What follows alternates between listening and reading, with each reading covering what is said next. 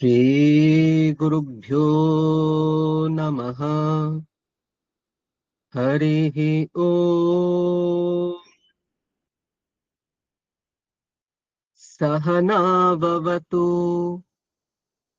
सहनौ भुनक्तु सह वीर्यङ्करवावहै तेजस्विनावधीतमस्तु मा विद्विषावहै। ॐ शान्ति शान्ति शान्तिः। ॐ सहस्रशीर्षं देवं विश्वाक्षं विश्वशम्भुवम् विश्वन्नारायणं देवमक्षरं परमं पदम् विश्वतः परमान्नित्यं विश्वन्नारायणगं हरिम् विश्वमेवेदं पुरुषस्तद्विश्वमुपजीवति पतिं विश्वस्यात्मेश्वरगं शाश्वतगं शिवमच्युतम् नारायणं महाज्ञेयं विश्वात्मानं परायणम् नारायणपरो ज्योतिरात्मा नारायणः परः नारायणपरं ब्रह्म तत्त्वन्नारायणः परः नारायणपरो ध्याता ध्यानन्नारायणः परः यच्च किञ्चित् जगत् सर्वं दृश्यते श्रूयतेऽपि वा अन्तर्बहिश्च तत् सर्वं व्याप्य नारायणस्थितः अनन्तमव्ययं कविगं समुद्रेऽन्तं विश्वशम्भुवम् पद्मकोशप्रतीकाशगं हृदयं चाप्यधोमुखम् अधो निष्ट्यावितस्त्यान्ते नाभ्यामुपरि तिष्ठति ज्वालमालाकुलं भाति विश्वस्यायतनं महत् सन्ततगं शिलाभिस्तुलं भत्याकोशसन्निभम् तस्यान्ते सुशिरगं सूक्ष्मं तस्मिन् सर्वं प्रतिष्ठितम् तस्य मध्ये महानग्निर्विश्वार्चिर्विश्वतो मुखः सोऽग्रभुग्बिभजन् तिष्ठन्नाहारमजरः कविः तिर्यगूर्ध्वमधः शायीरश्मयस्तस्य सन्तता सन्तापयति स्वं देहमापादतलमस्तकः तस्य मध्ये वह्निशिखा अणियोर्ध्वा व्यवस्थितः नीलतो यदमध्यस्थाद्विद्युल्लेखे बभास्वरा नीवारशोकवत्तन्वी पीताभा आस्वत्यणुपमा तस्या आशिखाया मध्ये परमा आत्मा व्यवस्थितः स ब्रह्म स शिवः स हरिः सेन्द्रः सोऽक्षरः परमस्वराट् ऋतगं सत्यं परं ब्रह्म पुरुषं कृष्णपिङ्गलम् ऊर्ध्वरेतं विरूपाक्षं विश्वरूपाय वै नमो नमः। ॐ नारायणाय विद्महे वासुदेवाय धीमहि तन्नो विष्णुः प्रचोदयात्। ॐ शान्ति शान्ति शान्तिः। अथ श्रीमद्भगवद्गीता अथ चतुर्थोऽध्यायः। श्रीभगवानुवाच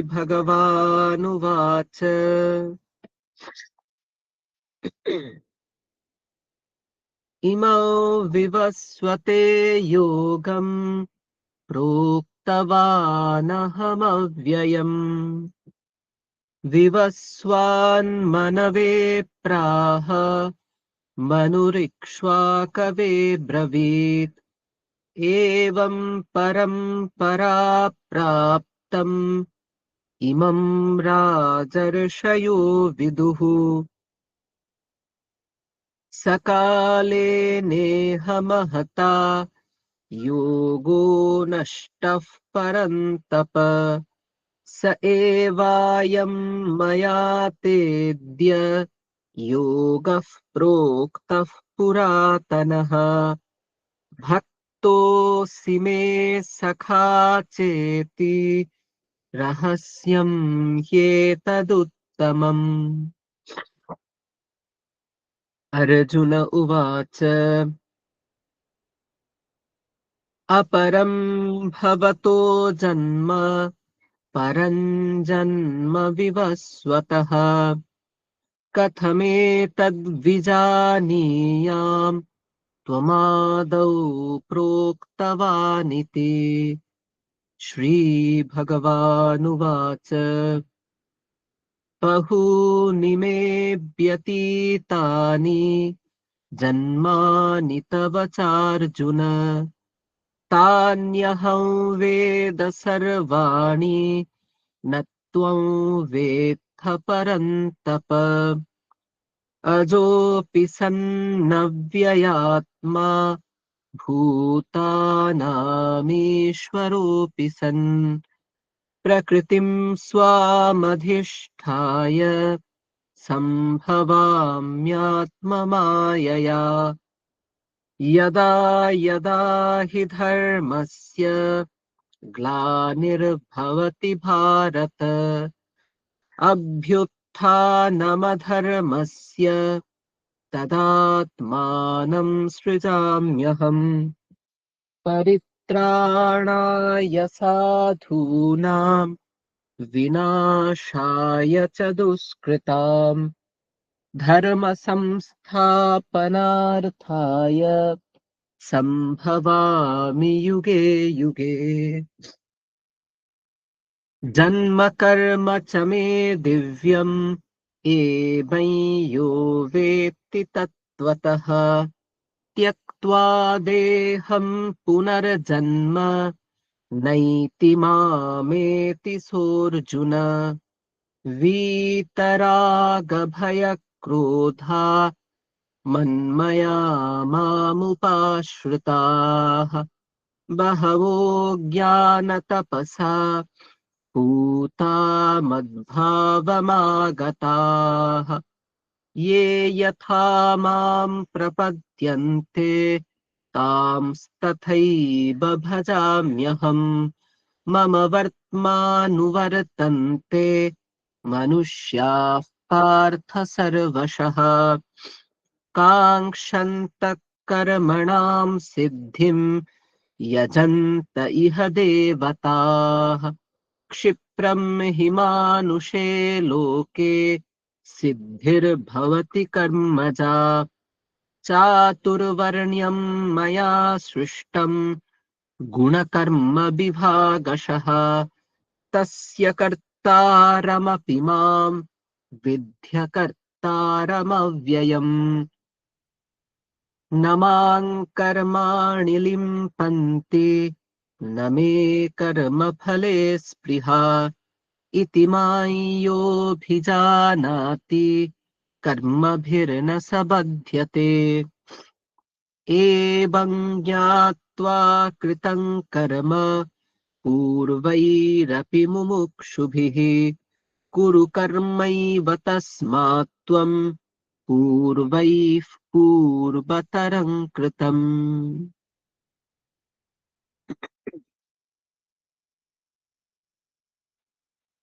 আজকের মনন তৃতীয় অধ্যায়ের 34 নম্বর শ্লোক। আমি পড়ছি।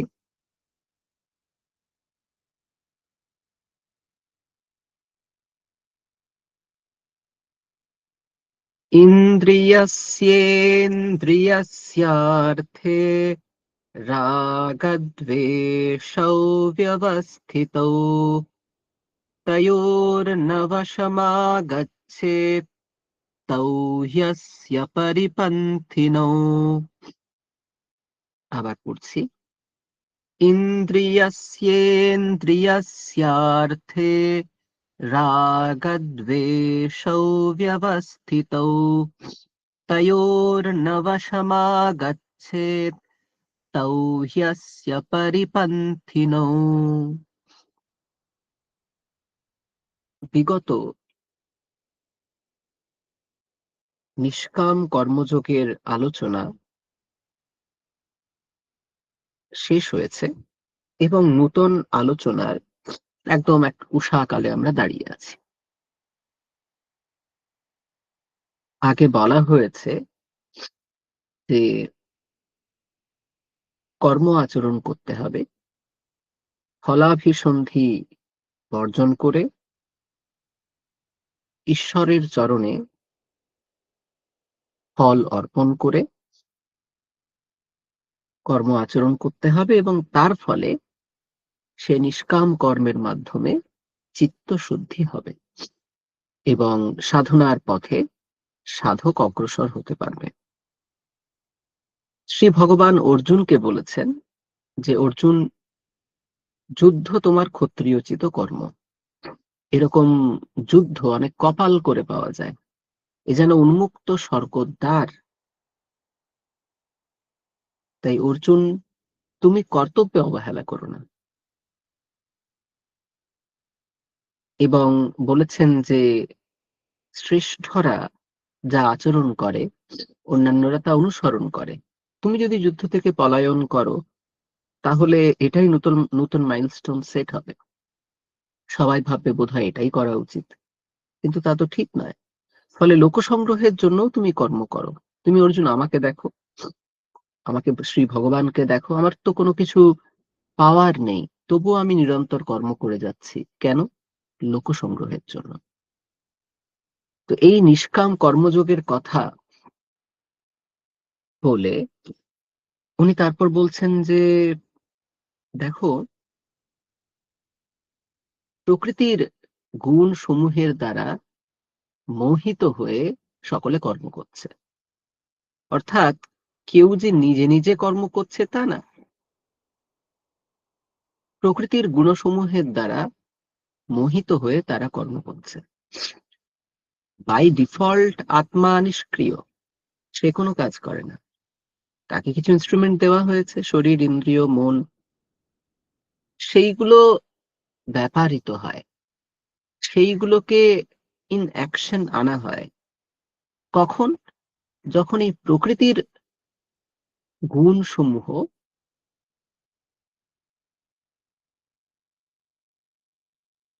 পুরুষকে মোহিত করে, আত্মাকে মোহিত করে,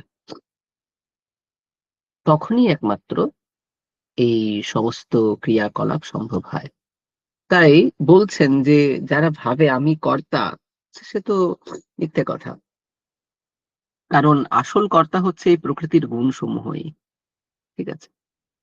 এবং ঠিক এর আগের শ্লোকেই বলেছেন যে যার যেরকম প্রকৃতি, পূর্বার্জিত কর্ম, পূর্বার্জিত সংস্কার, সেই অনুসারেই সকলে কর্ম আচরণ করে।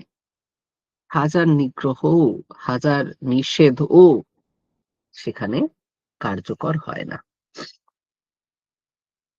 এটা বলার পরে তারপরে বলছেন এই 34 নম্বর শ্লোক, ইন্দ্রিয়স্য ইন্দ্রিয়স্যার্থে রাগদ্বেষৌ ব্যবস্থিতৌ। আমরা জানি যে আমাদের যতগুলো জ্ঞানেন্দ্রিয় আছে তার একটা একটা নির্দিষ্ট বিষয় আছে। যেমন চোখ, চোখ দিয়ে আমরা কি দেখি? রূপ দেখি। কান দিয়ে আমরা শব্দ শুনি, নাক দিয়ে আমরা ঘ্রাণ নিই, জিহ্বা দিয়ে আমরা রস আস্বাদন করি, ত্বক দিয়ে আমরা স্পর্শ অনুভব করি। তো এই শব্দ, স্পর্শ, রূপ, রস, গন্ধ এগুলো হচ্ছে ইন্দ্রিয়ের অর্থ, ইন্দ্রিয়ের বিষয়। তার মানে কিছু ইন্দ্রিয় আছে, চক্ষু, কর্ণ, নাসিকা, জিহ্বা, ত্বক, আর এগুলোর মাধ্যমে কিছু বাহ্য বিষয় অনুভূত হয়, যেগুলো হচ্ছে শব্দ, স্পর্শ, রূপ, রস, গন্ধ। আমরা বলেছিলাম যে আত্মাকে কিছু ইনস্ট্রুমেন্ট দেওয়া আছে, যাতে, কারণ আত্মা তো সূক্ষ্ম, যাতে সেই সূক্ষ্ম আত্মা বাহ্য জগতের সাথে ইন্টারঅ্যাক্ট করতে পারে। তার মধ্যে খুব গুরুত্বপূর্ণ হচ্ছে এই ৫টা জ্ঞানেন্দ্রিয়। এই ৫টা জ্ঞানেন্দ্রিয়ের কাজ হচ্ছে আহরণ করা। এরা বাইরের বিষয় আহরণ করে নিয়ে আসে। ঠিক আছে? চোখ দিয়ে আমরা কি দেখি? বাইরের রূপ দেখি, অন্তরের রূপ দেখি না। কারণ ইন্দ্রিয়গুলোর নিয়মই হচ্ছে ও বাইরের জগৎকে আমাদের কাছে নিয়ে আসে। ঠিক আছে? কঠোপনিষদে খুব সুন্দর একটা শ্লোক আছে, মন্ত্র আছে, পরাঞ্চি খানি ব্যতৃণৎ স্বয়ম্ভূস তস্মাৎ পরাং পশ্যতি নান্তরাত্মন কশ্চিৎ ধীরঃ প্রত্যগাত্মানমৈক্ষদ আবৃত্ত চক্ষুরমৃতত্বমিচ্ছন। ইন্দ্রিয়গুলোকে তৈরি করা হয়েছে এভাবে যে এরা পরাক, পরাঞ্চি, অর্থাৎ এরা বাইরের জিনিসই দেখে। তাই এরা, যেহেতু এরা বহির্মুখী, তাই এরা বাইরের জিনিস ছাড়া অন্য কিছু দেখতে পায় না। কোনো এক ধীর সেই ইন্দ্রিয়গুলোকে নিয়ন্ত্রণ করে এবং তারপর সে প্রকৃত স্বরূপ অনুভব করে। তো এই ইন্দ্রিয়গুলোই আমাদের প্রতিনিয়ত চঞ্চল রাখে। যতক্ষণ এই ইন্দ্রিয়গুলো ক্রিয়াশীল আছে, একটা সেকেন্ডও আমাদেরকে শান্ত থাকতে দেবে না। কন্টিনিউয়াস কিছু না কিছু দেখাবে, কিছু না কিছু শোনাবে, কিছু না কিছু আস্বাদন করাবে, কিছু না কিছু স্পর্শ করাবে, কিছু না কিছু গন্ধ আসবে, চলতেই থাকে। নিদেন পক্ষে চোখটাকে বন্ধ করতে পারলেও, কোনোভাবে কানটাকে বন্ধ করতে পারলেও, আর অন্যগুলো কি করে? নাক তো চলবে, ত্বক তো স্পর্শ গ্রহণ সব সময় করবে, না খেলাম না হয়তো, ফলে মানে রসনেন্দ্রিয়কে হয়তো ব্যাপারিত করলাম না, কিন্তু চলবে, কন্টিনিউয়াস আমাদের ব্যস্ত করে রাখবে। তাই ইন্দ্রিয় নিগ্রহ, অর্থাৎ ইন্দ্রিয়কে নিয়ন্ত্রণ করা, এটা খুব জরুরি।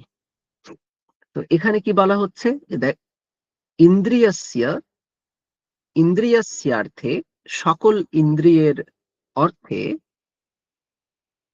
কি হয়? রাগদ্বেষ ব্যবস্থিত। রাগ মানে হচ্ছে অনুরাগ, আসক্তি, আর দ্বেষ মানে হচ্ছে বিদ্বেষ। এইরকম নির্দিষ্ট আছে। অর্থাৎ সকল ইন্দ্রিয়ের বিষয়ে আসক্তি এবং বিদ্বেষ নির্দিষ্ট আছে।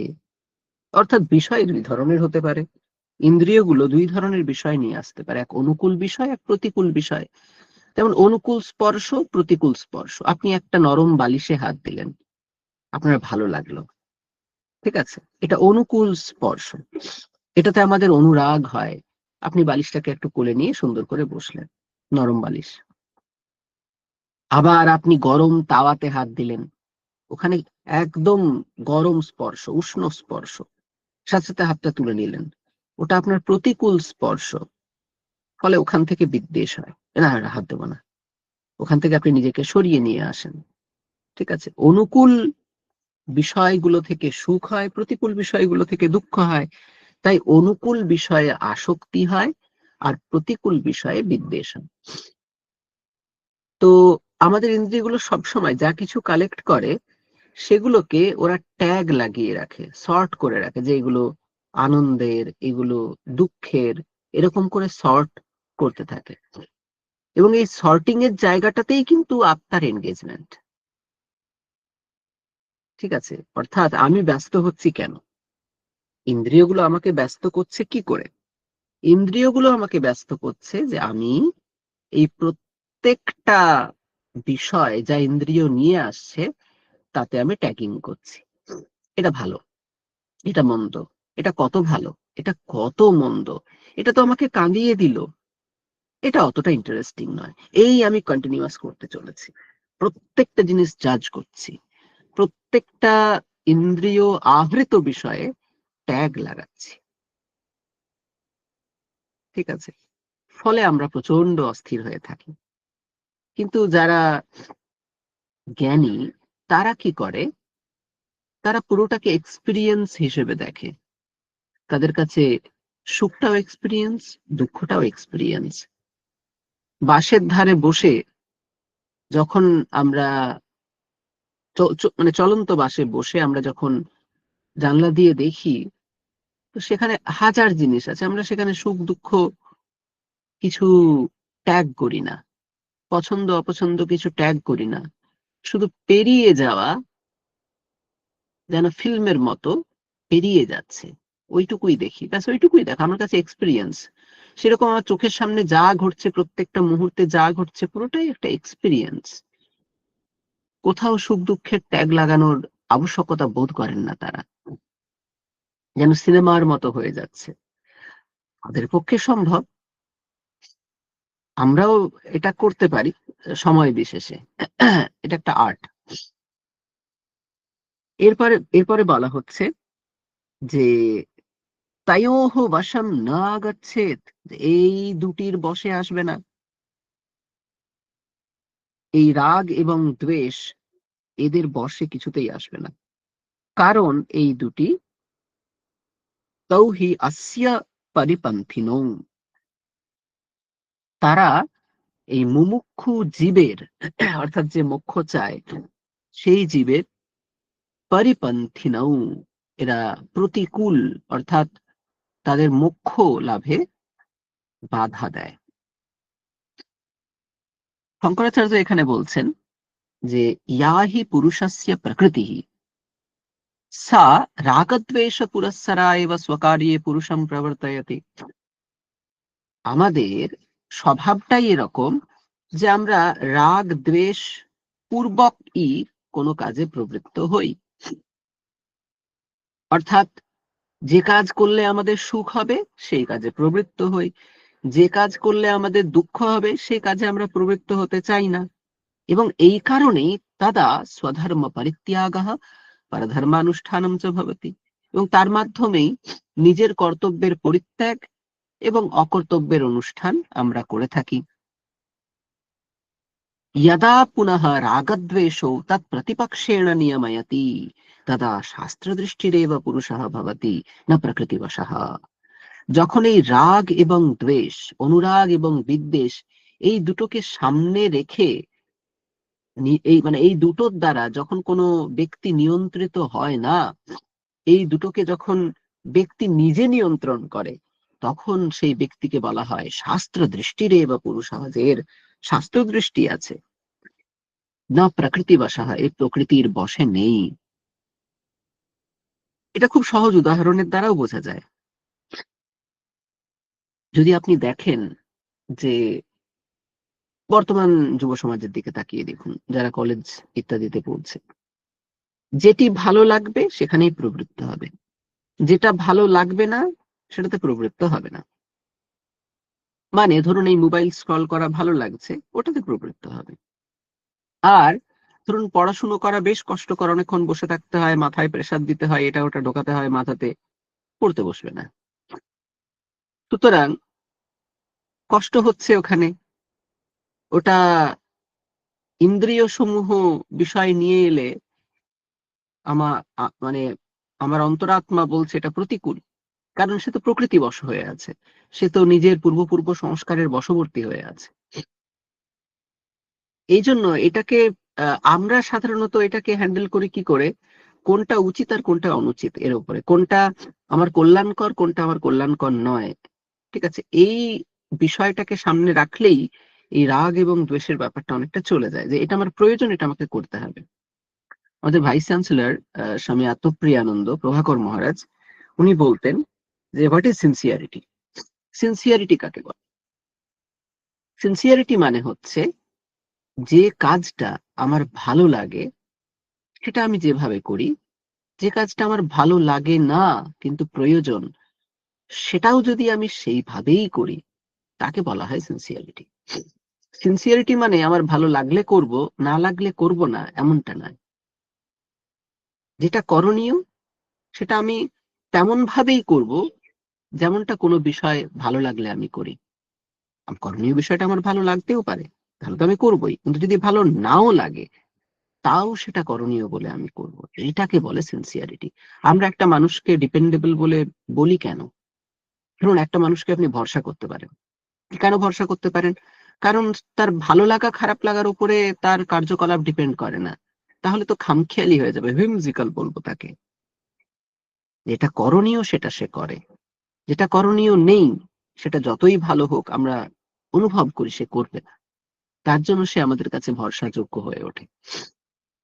এবং তাই এখানে বলছেন যে এই রাগ দ্বেষ পূর্বক প্রবৃত্তি, যেখানে ভালো লাগবে সেখানে প্রবৃত্তি, যেখানে ভালো লাগবে না সেখানে প্রবৃত্ত হব না, এইটা উচিত নয়। এইভাবে যদি মুমুক্ষু সাধন মার্গে প্রবৃত্ত হয়, তার কোনোদিন মোক্ষ হবে না। তাই বলছেন তৌহিয়াস্য পরিপন্থিনঃ, সেই মুমুক্ষু জীবের পথে এই রাগ দ্বেষ পূর্বক প্রবৃত্তি এ তো বাধা। কারণ সাধকের পথ তো সহজ নয়। কঠোপনিষদে বলা হচ্ছে সুরস্য ধারা নিশিতা দুরত্যয়া দুর্গম পথস্তৎ কবয়ো বদন্তি। এই রাস্তা যেন খুরের ওপর দিয়ে হাঁটা, এ তো অত্যন্ত দুর্গম পথ। এই পথে তো ভালো লাগে বলে প্রবৃত্ত হচ্ছি, এই কথা তো আসেই না। সংসারী হওয়া সহজ, সন্ন্যাসী হওয়া কঠিন। ভোগী হওয়া সহজ, ত্যাগী হওয়া কঠিন। ত্যাগের মার্গ কঠিন মার্গ। সেখানে ভালো লাগছে বলে প্রবৃত্ত হচ্ছি এমনটা কিন্তু সম্ভব হয় না। ওই জন্য বলা হচ্ছে, সাধকের জন্য একটা কশন দিয়ে দেওয়া হলো যে দেখো, রাগ এবং দ্বেষ পূর্বক প্রবৃত্তি কখনোই সাধকের হওয়া উচিত নয়। বা যে কোনো শ্রেয়স্কাম, যে নিজের কল্যাণ চায়, নিজের অভ্যুন্নতি চায়, তার এটা হওয়া উচিত না যে ভালো লাগলে প্রবৃত্ত হব, ভালো না লাগলে প্রবৃত্ত হব না। যা করণীয় সেখানে প্রবৃত্ত হতে হবে, যা করা উচিত নয় সে যতই ভালো লাগুক সেখান থেকে নিবৃত্ত হতে হবে। বেশ। তাই আমরা যেন আহ সঠিকভাবে নির্ধারণ করতে পারি কোনগুলো কল্যাণকর কোনগুলো কল্যাণকর নয়। সেগুলো যদি কল্যাণকর বিষয় আমার সুখকর নাও হয়, তাও সেখানে প্রবৃত্ত হতে হবে। আর যেগুলো ক্ষতিকর কিন্তু আমার অনুকূল, আমাকে আনন্দ দিচ্ছে, তবুও সেখান থেকে আমাকে নিবৃত্ত হতে হবে, কারণ এগুলো যে কোনো কল্যাণের পথের প্রতিবন্ধক। বেশ, এরপরে আপনারা প্রাত্যহিক ধ্যান, জপ, শরীরচর্চা ইত্যাদির মাধ্যমে আজকের সুন্দর দিন শুরু করুন। সকলকে সুপ্রভাত।